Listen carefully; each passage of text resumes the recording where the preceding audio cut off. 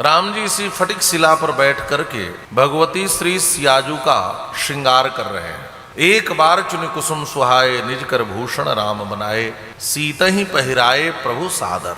आदर पूर्वक बैठे फटिक शिला पर सुंदर राम जी श्रृंगार कर रहे हैं। राम जी श्रृंगार करते हैं, बड़ा ही सुंदर श्रृंगार किया है। और भूसुंडी रामायण के अनुसार तो 99 रास राम जी ने रचाए हैं। मैंने एक दिन और बताया था। और समय रास में जयंत ने बाधा डाली तो कृष्णावतार लेकर उसको पूर्ण किया। तो यह चित्रकूट साधारण स्थल नहीं है, ये श्री सीताराम जी का विहार स्थल है। विहार स्थल है। यहां पर राम जी ने बड़ा आनंद दिया है भगवती जानकी जी को।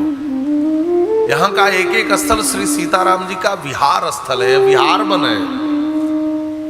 और इधर राम जी ने सुंदर श्रृंगार किया है और श्रृंगार करके श्री सीता जी की गोद में सिर रख करके सो रहे हैं।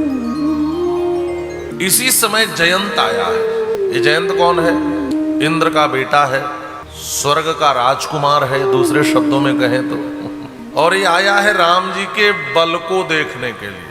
क्या देखना चाहता है कि स्वर्ग के सारे देवता इन पर भरोसा करके बैठे हैं कि रावण को मारेंगे, तो जरा मैं देख लूं कि इनमें वह बल है कि नहीं जो रावण को मार ले। नहीं, हम तो इन पर भरोसा करके बैठे हैं। वहां तो प्रतीक्षा चल रही है कब मारा जाएगा, कब मारा जाएगा, क्योंकि देवता सबसे अधिक पीड़ित रावण से ही है। तो आया बल देखने, आया था बल देखने, लेकिन यहाँ क्या देखा? राम जी बैठकर श्रृंगार कर रहे हैं।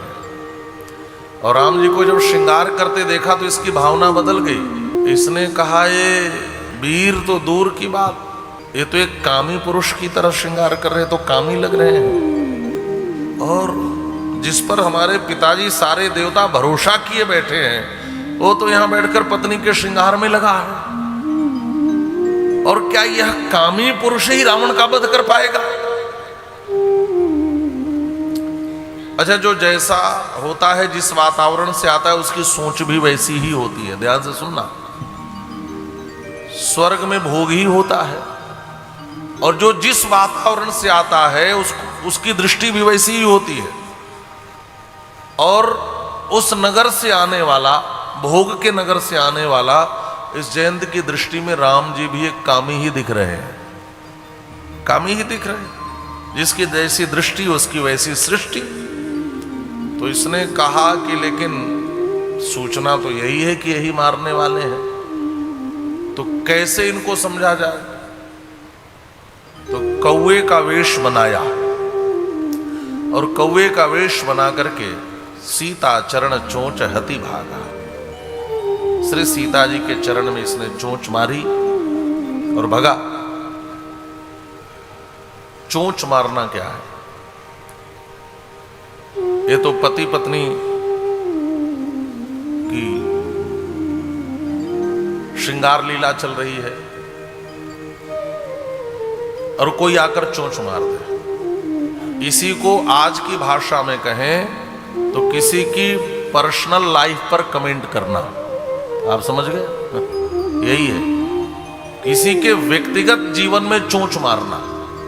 और इस समाज में बहुत से ऐसे लोग होते हैं, कभी भी किसी के पर्सनल लाइफ पर कोई कमेंट नहीं करना चाहिए, किसी के व्यक्तिगत जीवन में चोंच नहीं मारना चाहिए। जो किसी के व्यक्तिगत जीवन पर कोई कमेंट करते हैं वही कौवा है।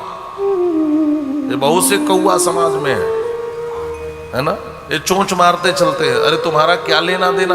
ये पति पत्नी है, इनका अपना जीवन है, इनके जीवन की श्रृंगार लीला चलिए, तुम आकर के बीच में चोंच मार रहे हो।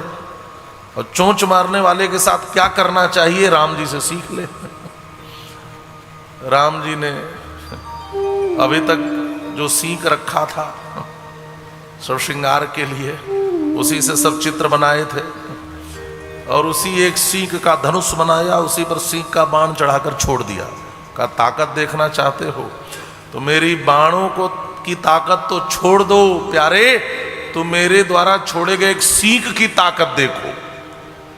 और महाराज वो सीख ही ऐसा चला जैसे ब्रह्मास्त्र आ रहा हो, और ये भगा प्राण बचाने, और भगा तो अपने पिताजी के पास गया।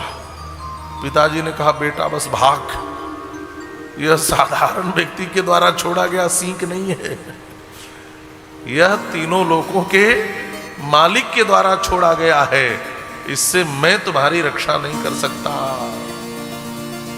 अक्सर बेटे की गलती छुपाकर बाप सामने खड़ा हो जाता है, लेकिन इंद्र ने कहा नहीं, मैं यहां सहायता नहीं कर पाऊंगा, भागो। सबके पास गया, ब्रह्मा जी के पास गया, शिव जी के पास गया, लेकिन कोई रक्षक नहीं मिला महाराज। अच्छा एक बात और है, ये पिताजी के पास जाकर खड़ा होकर बातचीत भी कर रहा होगा कि नहीं? तो सींग आकर के मारा नहीं, जब ये रुकता तो सींग भी रुक जाता, जब ये भागता तो भी दौड़ाता। इसका मतलब है कि ये सींग मारना नहीं चाहता, मारना चाहता तो इतना दौड़ सकता था क्या? क्या राम जी के बाण की स्पीड जयंत इतनी भी नहीं होती? अरे जयंत के परखच्चे उड़ गए होते यहीं चित्रकूट में, एक कदम नहीं भाग सकता। लेकिन बल देखने आए हो तो प्यारे देख लो बल, कि मेरे द्वारा छोड़े गए एक सींग से भी तुम्हें त्रैलोक्य में कोई नहीं बचा सकता, ये मेरी ताकत है। रावण क्या है? रावण क्या है? दिखा दी ताकत। अब तो थर थर कांपने लगा, अब तो लगा कि मरना ही है, अब तो मरना ही है। कांप रहा था, देवर्षि नारद की दृष्टि पड़ गई। वो संत तो कृपालु होते हैं महाराज, इस जयंत बेचारे पर तरस आ गई, और तरस आ गई तो नारद देखा विकल जयंता, लाग दया कोमल चित संता। उन्हें कहा सुनो जाओ, कोई बचा नहीं सकता, उन्हीं के शरण में चले जाओ, और उनका धर्म है, कोई उनके शरण में चला जाए तो उसकी रक्षा हो जाती है, जाओ। और महाराज शरण में आया, गिरा। और ग्रंथों में यह चर्चा मिलती है कि इसको शरणागति भी करने नहीं आया। जब कोई किसी के शरण में गिरता है तो उसका सिर उसके चरण की ओर होता है, लेकिन ये तो उल्टा गिरा, इसकी पूंछ उधर थी।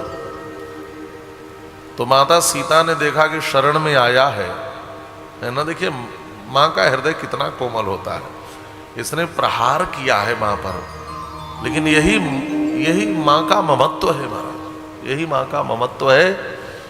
और माँ ने इसके सिर को राम जी के चरण की ओर घुमाया और कहा प्रभु इसको क्षमा कर दो, इसको क्षमा कर दो।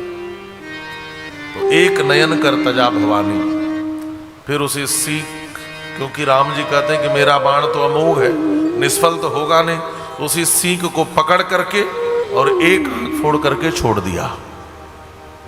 एक नयन करी तजा भवानी, या एक नयन में एक ध्वनि यह भी आती है कि देखो दो दृष्टि मत रखो, है ना, दो दृष्टि मत रखो, यहां पर मेरे और इनमें कोई अंतर नहीं है, एक दृष्टि वाले बनो और संसार को एक दृष्टि से ही देखो। हम सबके पास दो दृष्टि है, एक राग की एक रोष की। हम किसी को राग की दृष्टि से देखते हैं, किसी को रोष की दृष्टि से देखते हैं। हमारी एक दृष्टि हो जाए तो हम सबको सीता राम मैं देखने लगे, हम सबको ईश्वर मैं देखने लगे। तो मानो यह दृष्टि दे करके राम जी ने फिर जयंत को छोड़ दिया।